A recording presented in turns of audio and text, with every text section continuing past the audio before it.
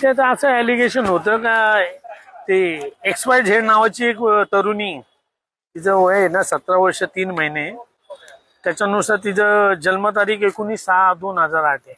तिचा एक नातेवाईक आहे, याने तिला इंस्टाग्रामवर फ्रेंड रिक्वेस्ट पाठवली. ती फ्रेंड रिक्वेस्ट तिने एक्सेप्ट केल्यानंतर त्याच्यामध्ये तिने कॉल केला, त्यांनी कॉल केला, त्याच्यानंतर त्यांनी बोलचाल केली तिच्याबरोबर. आणि मग त्यांनी विचारलं का बाबा तुला बॉयफ्रेंड आहे का, तर ती नॅचरल ती बोलली नाही बॉयफ्रेंड नाही. मग त्याचं असं म्हणणं आलं का मी तुला बॉयफ्रेंड नाही तर मी तुला एक बॉयफ्रेंड बरोबर सोबत भेट करून देतो. असं करून 2 नंबरच्या आरोपीशी भेट करून दिली.